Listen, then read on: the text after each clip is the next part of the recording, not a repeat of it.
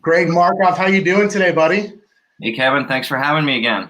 Absolutely, man. Thank you so much for joining us here today on Next Level Agents podcast recording. I just wanted to say, number one, thanks for spending some time with us. You and I had a conversation a couple months back for our team on the art of negotiation and a few other things. And I was so fascinated by it. I thought we would do this again, but go ahead and record it this time for the podcast and here for the Next Level Agents Facebook group. Love it.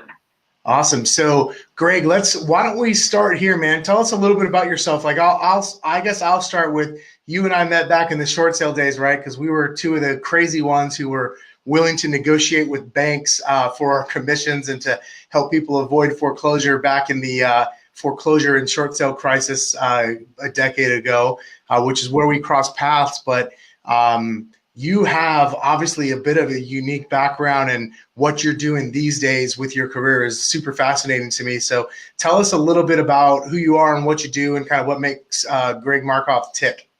Yeah, thanks. Again, thanks for having us. It was total blast last time. I think we're going to have some really good fun this time around too. So I got licensed to sell real estate. I came out of the corporate world. We were in an educational software startup right here in the Phoenix area. Got bought out by a publicly traded company, and basically pretty soon it became apparent that it was just an IP acquisition. So everyone got the sack. Thankfully, I was already going to real estate school at night because I kind of didn't like the software world, and got my license in 2003.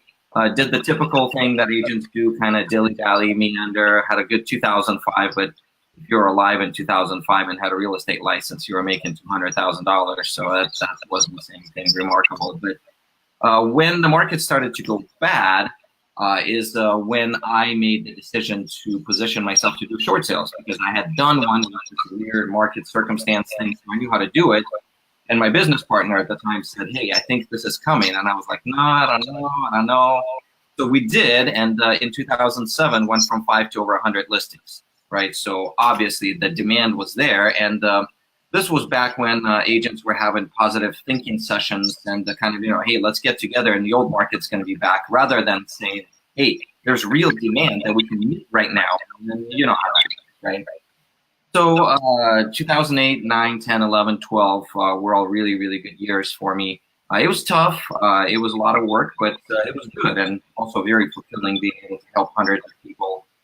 We did a lot of short sales ourselves. We negotiated on behalf of other real estate agents. I was able to offer that service, first through a title company, then through my broker, and at the same time got into education. So basically when the bad market started to go away and the good market was coming back in, I had to make a decision. Do I transition back to traditional real estate, or do I follow my real passion, which is education? And I decided to completely jump ship, well, almost completely, and go full time into education. And basically since 2013, I've been full time with a company called the Real Estate Negotiation Institute. I teach all of our West Coast CNE, Certified Negotiation Expert, and MCNE, Master Certified Negotiation Expert classes. I am also the trainer in our company, develop some content, and so on. So that kind of brings us to 2019. Awesome. So you're doing a lot of work there in the negotiation field, and you and I obviously share a desire and passion for that. And so if you don't mind, I'm just going to dive in with a few questions kind of around negotiations, especially as it pertains to those of us in real estate. I was having a couple conversations, in fact, on a podcast I recorded recently, and I think may have just gotten released today.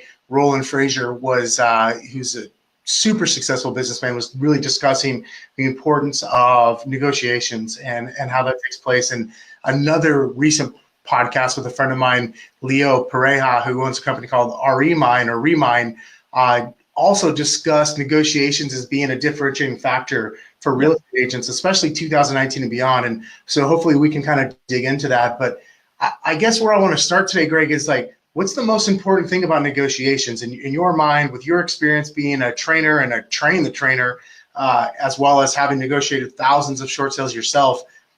Point blank, what's the deal? What's the most important thing in negotiations? Yeah, I think kind of in line with what you just said, Kevin, I think the most important thing about negotiations is acknowledging that really everything's a negotiation.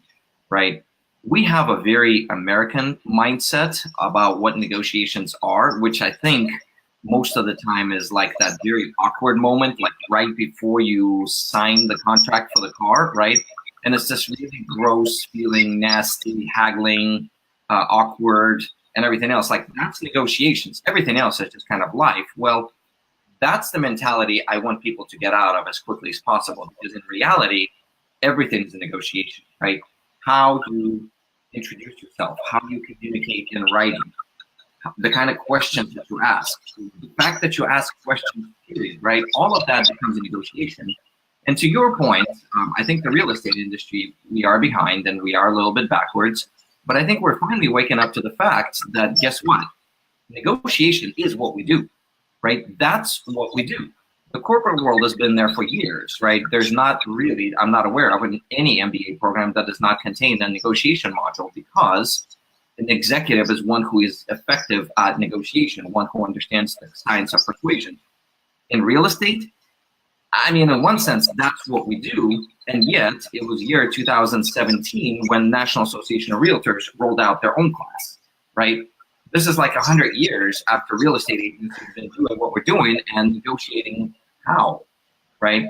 So I think that's probably the most important thing, is understanding that basically all of life is negotiation. Everything is negotiable. Even things that we don't think are negotiable, right? Okay, so that's an interesting point. So then let me ask you this way. If everything's negotiable, think about, I guess what I'm thinking about is like the markets that you and I came up in, right? With, or I should say myself, you were in real estate a little bit before I was, where it was a buyer's market. And so what about when you're disadvantaged by the market? You know, in that case, the sellers were disadvantaged. More recently, the buyers have been disadvantaged by the market. Is it possible to truly negotiate things when you're essentially disadvantaged by the market? Well, I think that's, there's two things. You know, it's funny. I just taught in Eugene, Oregon, which apparently is a pretty hot market right now. And I was just there 2 weeks ago, I guess. And this is a question that comes up all the time, no matter where I teach. Like, so for example, Eugene, San Jose, right? That's an insanely hot seller's market. And a lot of times agents, like in a privacy of classroom, like, hey, that sounds really good when you write it in a book. But I mean, come on, no one's getting anything negotiated. You basically roll over and give them whatever they want in my market, right? And that's one of those things where I actually had this situation. It was in Los Angeles. I remember I was talking to Beverly Hills. And the lady was basically, she goes into the script. She goes, that's fine, not in my market. And there was another agent that's sitting right next to her. And she goes, that's great. I love people like you who believe that. You continue believing that while I am out there negotiating advantage for my clients, right?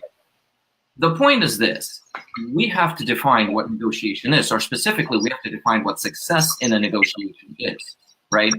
I think the naive thinking of negotiation is like, hey, in my market, I'm going to be able to get 50% off every single list price of a house. Well, if that's your expectation, you're going to fail in any market, right? Let's be realistic. You're going to fail in any market. But within the context of your market, there's still a range where you are going to get taken advantage of and give away absolutely everything. So your money, your client's money, everything else is a problem. And on the other end, being able to not get taken advantage of and within reason, within context, get your clients the best possible outcome, the best possible deal, right? I think at the moment we understand that all of that is a negotiation, right? Rather than bully, win, lose kind of tactic. That's when we start to say, oh, I see. And the skilled negotiators, that's what they're doing. No matter what the market is, they get it. My job is to get the best possible outcome for my clients. Okay. So you just gave an example with a skilled negotiator. What do you do as a real estate professional when the other agent, the other person on the side of a transaction, maybe you're trying to put a deal together on, just doesn't know what they're doing? They don't really understand negotiations. Like, but you're, obviously trying to work a fair and equitable deal for your client. Yeah. Wow. Yeah, that's a great one. And statistically, right? I mean, I can't speak for all real estate agents. I've never surveyed all real estate agents, but I know that at least our company, which is the largest negotiation training company for real estate professionals in the world, our penetration just into the licensed real estate market in the United States is about 3.5%, right? That's how many agents we've trained, and we're the largest company out there. This means, Kevin, that say there's someone else that's out there working behind the scenes, okay, and I'll give them 1.5% at most, right? And that does not account for attrition over the past 12 years that we've been teaching, right? Assuming all those agents are still in business. Still, best case scenario, about 5% of real estate professionals have any kind of negotiation training. Now, that 5% might maybe the 5% that's doing 95% of the business, but still, right? Chances of you working with a non-trained, non-skilled negotiator on the other side are incredibly high, right? Incredibly high. So back to your question, what do you do about it? I think the answer is you don't have a choice. You're doing both sides of the job, right? Well, and I know this is yours and my thing too, right? But let's go back to the short sale world. You get someone and they're talking to you, the questions they're asking, you're like, oh man, wow, this is a short sale that's going to go nowhere. This is the agent that's going to kill the transaction for us, right? So what do? You basically have to step in, get assertive, and try to run both sides of the transaction so that they don't disadvantage themselves and their clients. That's all you can do with negotiations. But trouble is, you still have to do it. You still have to be able to control both sides. That's crazy. So, and I think you raised a really good point there. I've often said to agents on our team and other people I've mentored and stuff over the years or coached, like, sometimes doing your job means doing the other agent's job too for them, even though, yes, you shouldn't have to. And I think that's an example what you just said. Let me ask you this then. So if so few are skilled in negotiations, we hear this term win-win a lot. Win-win or no deal. It's certainly something I've been taught, both inside of real estate and outside of real estate for a long time. And it sounds good. I think it's real. But in your words, as someone who's a certified negotiator, someone who trains people how to negotiate, let me ask it to you this way: is win-win real? Yeah, I think that's a really, really legitimate question. And with books like Chris Voss's Never Split the Difference, that's kind of like the hot book in my realm right now, right? Where seemingly Voss says, well, you don't have to settle, and there is no such thing as win-win and hostage negotiations. To which, if I saw Chris Voss, I'd say, yeah, but a real estate transaction, thankfully, is not a hostage negotiation. So that presupposition does not necessarily hold water, but still, I think it is something. I think it is a legitimate question for us to ask. So the way I would like to answer that, at least for our listeners today, is I had a student in Orange County, right? He was Asian, and he raises his hand and he goes, "Okay, this is all fine and good. This is great, but the kind of client that I work with, the kind of expectations they have." They don't want win-win. They want you to be aggressive. So how do I reconcile that, right? And I still remember it. I looked at him and I said, do they though? Or do they want you to be effective?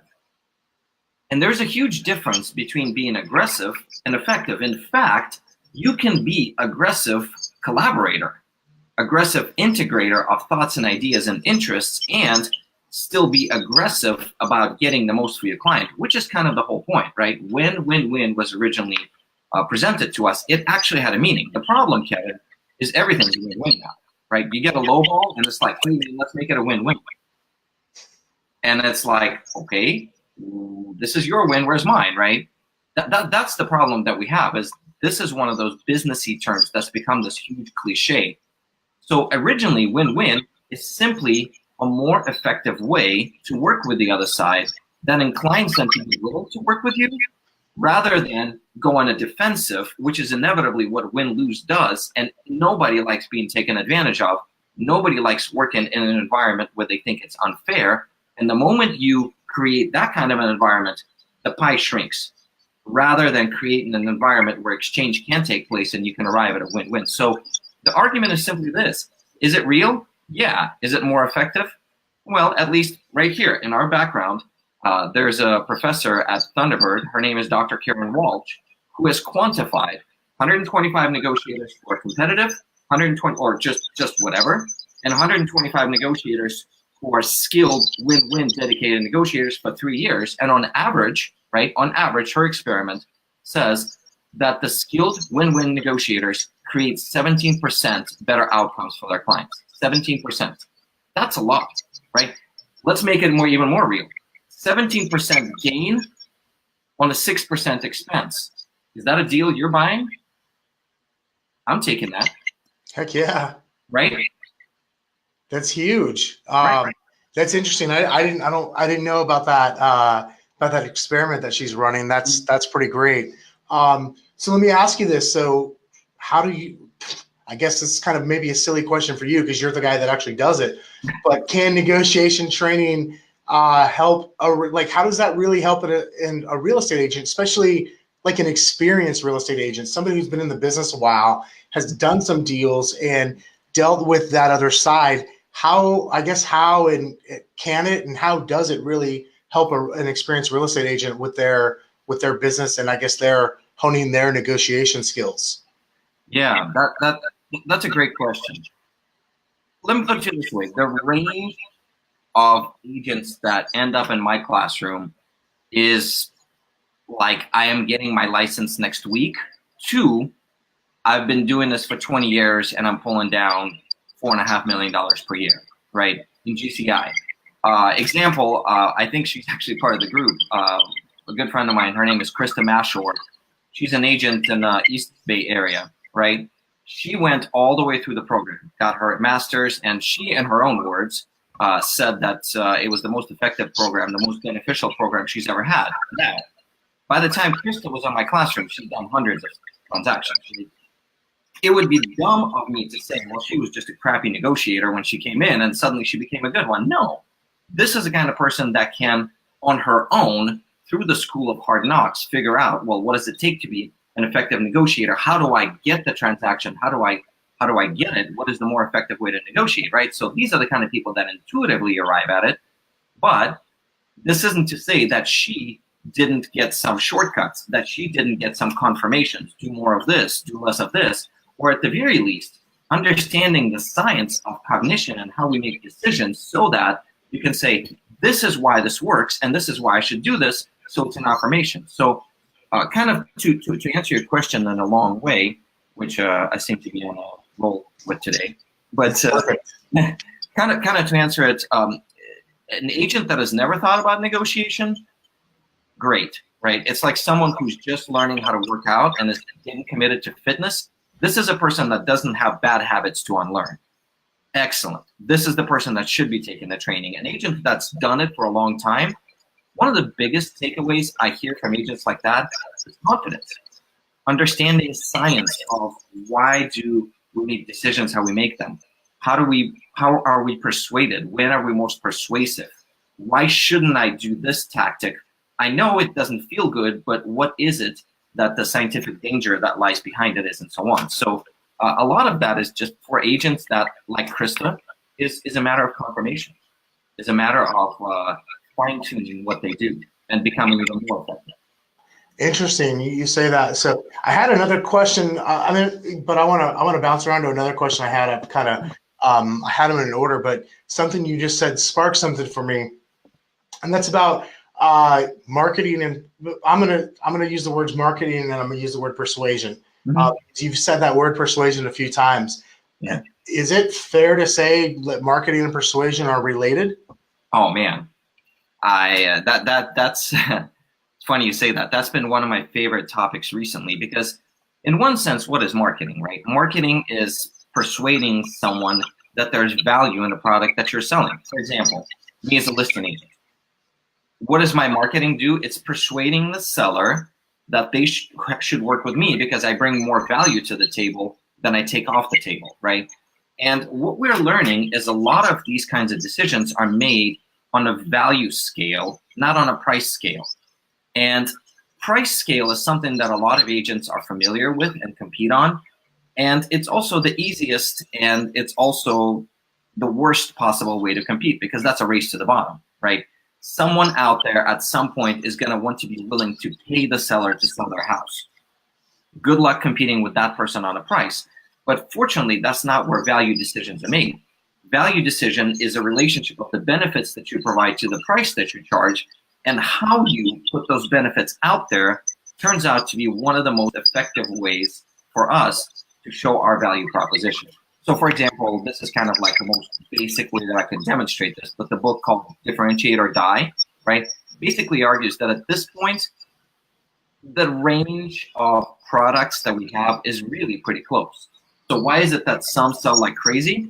And why is it that some never sell anything? It goes back to persuasion. It goes back to marketing. So yes, I absolutely 100% believe that those are completely entwined. Yeah, that's interesting you say that, because in my mind, when I hear the word negotiation, and I think for a lot of us in real estate, we think, okay, there's another agent and there's the buyer or seller on the other side of this transaction, and we're negotiating terms, right? We're negotiating price, in other terms like closing date, etc. But what you're suggesting is something different. Yeah. There's a whole rabbit hole I think I want to go down there. But before I do that, let me pop back to the other side. Let me ask you this. So I'm a real estate agent. I work with buyers and sellers. Mm-hmm. What are the most important things for me to consider coming from you as the negotiation expert when I'm helping to make an offer for a buyer or a seller, right? So I mean, maybe I'm counter offering or making the offer if I'm representing the buyer. What are the most important things that I would want to consider from your point of view? Well, two things. First of all, let me back way up and say that I personally don't believe in the silver bullet in negotiations. It just doesn't exist, right? Okay. There's a gentleman at Harvard. His name is Robert Noken, and Robert Noken gives this metaphor that negotiations are like jazz, right?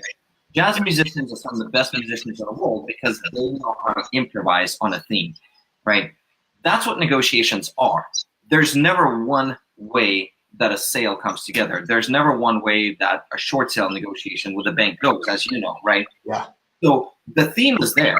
Buyers looking to buy, sellers looking to sell, but what are we going to do? We're going to improvise, which is why to be a skilled negotiator is to know different skills and different modalities and chords and all this different stuff that comes with jazz, right? Which is some of those musicians is some of the best musicians in the world. So I'll go there first, and I'll say silver bullet just doesn't exist because really different things work at different times. But if there's one thing that I find when I survey my real estate agents that come into my classroom and I say, okay, what is the one change that you've made? What is the one difference when representing a buyer, when representing the seller? Specifically, the way you asked the question, Kevin, is when you make an offer. If it has to be that one thing, I'm going to go to a quote from another Harvard professor named Deepak Malhotra. Deepak is incredibly bright mind, author of a book called Negotiating the Impossible, Negotiation Genius, et cetera, et cetera, et cetera, a number of books that he's written. And he has this quote that haunts me, right? And the quote goes like this: negotiation is an information game. Now, here's the kicker about that quote, right? It's so simple. And in one sense, like everyone that hears it goes like, okay, duh, right? It's like Beatles, all you need is love, right? It's like you hear that and you're like, okay, that's good. But that's one of those things that you keep coming back to throughout the course of your life and go, this makes sense to me anew in a different way, right? I see this and I can now apply this in a different way. So to me, when you talk about negotiation, it's the same way with negotiation as an information game. Yes, the more information you have, the more effective you are. But also, when you set out to gather information in a collaborative way, you show empathy to the other side. When you show empathy, you are liked by the other side. When you're liked by the other side, they want to do business with you because they trust you, right? So it's one of those seriously crazy simple things. But guess what?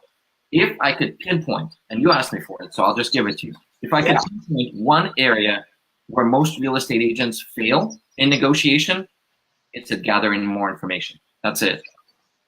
They think of kind of the proverbial agent that just writes an offer, attaches it to an email, and sends it to you. You know, I remember back in the short sale days when I would teach other agents how to do short sales. I called it playing Columbo. And for those of you our age or older, Columbo is a TV show, right, about a detective, and he asked question after question after question, even would make himself look foolish but it was in the sense of, it was from the point of like, I'm going to gather more information because he was playing detective. And I literally taught it that way in the short sale days was play Columbo. That's it. Yeah. So that makes I can relate to that. And I hope anybody else who's ever seen that show can relate to playing Columbo as well. But if not, I mean, it's asking questions, right? Gathering that information that you talked about, because I would agree from my experience, it seems like the person with the most information that's relevant to the negotiation has probably got the upper hand.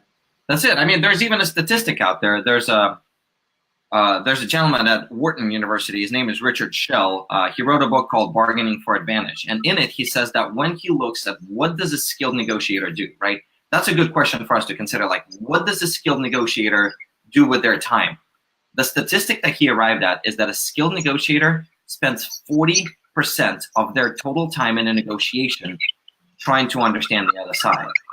Specifically, 3 things: asking questions, being Columbo, right? But then testing for understanding and summarizing the other side to show that they've actually listened, right? Now think of how much time in a negotiation the agent that just emailed you the offer just spent. That's it. That's the statistic right there. Yeah, no wonder when I talk to some of the best agents on the buy side, they're calling the listing agent, they're asking questions, they're gathering information prior to ever writing up and submitting a contract offer. Absolutely. Yeah, that's huge. I've always thought of that as like, that's a great way to do it. And I guess I hadn't thought about that as negotiation. So thank you. That's a new viewpoint for me. And hopefully it is for some of our listeners as well. Let me ask you this. That kind of goes back to the first question, right? That kind of goes back to the first question you asked me, like, what is negotiation? Well, even just friendly gathering questions, popping by, they're sitting in an open house, they're bored. And you're like, I don't know, what do you think this is going to sell like? Like, what's the seller looking for? Oh, no, that's just chit chat. Okay, but that's a huge part of what negotiation is. Yep. No, it really is. That's pretty as simple as I can sound. It's a really profound. Let me ask you this, Greg, before winding down. I promised I wouldn't keep you too long, and I've got 2 more questions. I got one more other question for you besides this one, but this one could be a little bit of a rabbit hole. Let's talk about persuasion as essentially what I heard is it's a subset of a negotiation, right? Mm-hmm. Persuasion is part of negotiation. Yep. And I feel like, just based on my own experience, thinking about Leo and what he shared with me on the podcast a few weeks ago, being great at this is going to be something that we've got to embrace as real estate professionals in 2019 and beyond, especially as we look at the things like the technology disruptors and potentially a market shift. Who knows what will happen, or just sort of the unknown. It seems to me like having these skills polished is going to be more and more important. What do you think about that? What are your thoughts? Okay, 2 things. Number one, Steve Murray, president of Real Trends, had a fascinating report a couple of years ago. It's called Game Changer. In it, he basically speculates that in the future, there's going to be 2 different tiers of real estate agents emerging. There's going to be the facilitators, think door openers, right? Think drivers. And the value of that agent is going to continue to be pressured to go down. I mean, honestly, how much is it worth that someone goes there and opens the door for a client, right? But the other level of agent that's going to emerge is someone that he calls the advocates, right? The advocates are people that can offer skills that cannot really be quantified. Like, what's the value of good marketing? I'm not talking like what real estate agents think of marketing, which is like, hey, I put the property in the MLS and get this, full color flyers. Wow, right? It's like year 2019 and you're literally talking about full color flyers. Okay, impressive, right? But no. Agents that can use what you and I were just talking about, persuasion, to show value in this property, to get the butts through the door, and the interest and the competition and everything else, right? So negotiation, that's another one of those skills. Like again, if Dr. Walsh says that you create 17% more value, and by the way, she actually argues that it's 6% for the other side, 11% more for your side. That's how this 17% splits up, right? Does it matter the fact that you're getting 3%? No, because parasitic relationship is where you take more value off the table than you put back on. That's a parasite, right? And a free market flushes those kinds of industries out quickly. And then this is, I hope it's okay to say, but there are a lot of parasites in this industry. There are a lot of people who take more money off the table than the value that they put back on. Why? Because what actual skills do they bring? They don't know how to market right. They don't know how to negotiate. They don't know the market. They don't know the trends, the context, any of that stuff, right? So that's one, right? But skills like this, and this is why, kind of going back to, I'm hearing the same thing. Negotiation is a big, huge buzzword for a real estate industry going into the future. Why? Because 84% of buyers and sellers surveys say that's the most important skill they look for in their real estate professional. And it's one way for us to kind of, which migrates to my second part of the answer, is in the future, I think a lot of the iBuyer models, you mentioned them, have done a phenomenal job persuading the consumer of their value proposition, right? Specifically, there's one in our market, Open Door. I think they are brilliant in that they talk about a concept called pain points, right? Pain points is this visceral right brain term. Nobody likes pain. Everybody wants to do whatever it takes to avoid pain. And you know what they say is painful? You, real estate agents, me, that's painful. Well, guess what? We eliminate that. And here's us. Here's real estate agents are like, oh, well, the price is just going to go down, down, down. On average in our market, they're charging 10%, and people are paying it. Why? Because what they've done, Kevin, is they've shown their value proposition in a meaningful way, in a way that consumer in 2018, 19, 20 resonates with. So what do real estate agents do? We still regurgitate the same stuff, which is where it goes back to persuasion. Persuasion is understanding where the other side is, what their needs are, what are they looking for. People are still willing to pay for the best, right? Look out there, go to the grocery store next time, and not every single car at the grocery store is a Toyota Corolla, right? Toyota Corolla is the best car in the world. Changed my mind. It's perfect. It's safe. It's reliable. It does everything that you want an automobile to do. But there's lots of cars in the parking lot that are worth a lot more. And guess what? Those are the companies that are making crazy money. Like Porsche bonused every single one of their German employees 2 years ago, 5,000 euros, because they made so much flipping money. But it's like, who buys Porsches, right? Who would buy that when Toyota Corolla is out there? People who see value and then paying more for something that they can perceive to be more valuable, right? That's a huge challenge for us in the real estate industry because we don't get creative. We don't talk about competing and persuading. We talk about like, hey, I've got a license. Cool. First of all, it makes me think that you own a Porsche because you called it Porsche, not Porsche. If I didn't see you running around in your Prius or something, I might think that you actually own a Porsche. Maybe you do. You just don't let us see it when we're out getting tacos. But dude, that was powerful. I appreciate you sharing that with us. I've got one last question for you. If you got a few more minutes for me, yeah, and this one's sort of off the cuff. I like to ask everybody this who comes on the show, just because it's a question somebody who impacted my life asked everybody on his podcast, and I like it. And it's simply this: like, Greg, what are the three pieces of advice you would give to somebody for just generally kicking more ass in life? Like, what are the top three pieces of advice you might give to a friend? Maybe it's a coworker, maybe it's a student, another realtor, family member, doesn't matter. But three pieces of advice. If I said, hey, Greg, I want to do better at life, what are those things? Damn, dude, way to put me on the spot. You're welcome. I could have used a little heads up on that one. I wanted to throw you off, man, because you're so good. You're polished, but I also know that you've got a lot of good stuff running through your brain just from the times we've sat together talking about investment properties and negotiation and stuff like that. I mean, so you did something last year that really intrigued me when we were talking about like the short-term rentals, from your long-term rentals to short-term, stuff like that. But like, just think of it as like you and I sitting there at lunch and I'm just asking you for advice. Like, hey man, I just want to do better. Like, what are those top two, what are those specifically three things that you think are like, they help you be your best? Okay. So let me bracket that and basically say this is off the top of my head. And this is just where I'm at in 2019. So this is not like, you know, the first of the 3 of top 10 commandments that I'm going to write or anything like that. This is just something that resonates with me right now. Number one, I think the most successful people I meet are people who come from a place of abundance, not a place of scarcity, right? There's a lot of business out there for the good guys. There's plenty for the taking. And people that are givers and help others and come from a place of abundance, those are the people that are winning, right? Number 2, this is actually a quote from someone both you and I admire and have talked about, Gary Vaynerchuk. I'm intrigued by the guy that pulled him aside, and it's just, I'm sure you've seen the video, and then he's like, give me one advice. And Gary Vaynerchuk goes, you're gonna die. We're all gonna die. No one gets off this thing alive.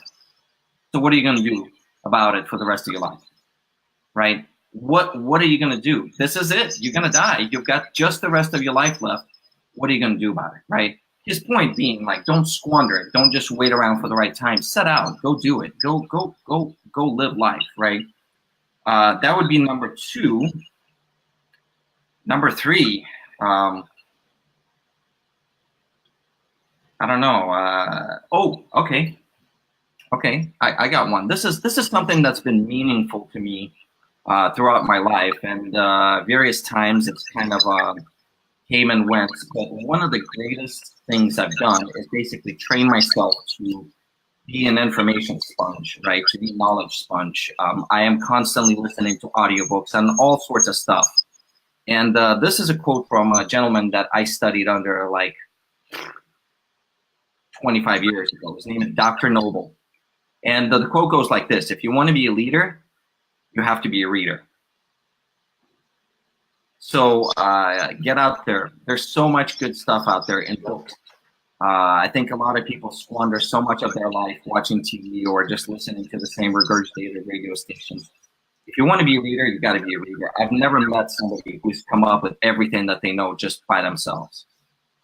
Totally, dude. Totally agree. Those were awesome for being put on the spot, dude. You came out with 3 good ones. I really appreciate that.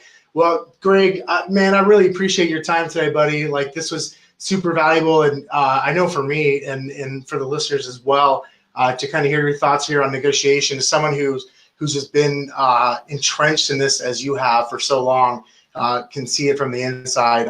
Dude, I really appreciate it. So thanks a ton for your time today. Thank you. Thank you so much for having me. All the very best of luck to everyone listening out there in business and life and negotiations. And if you listened, thank you for your time. It's the most precious thing you could have given. Thanks a lot, man. I appreciate it. And guys, we'll talk to you soon. All right, Kevin. Thank See you. you later, buddy.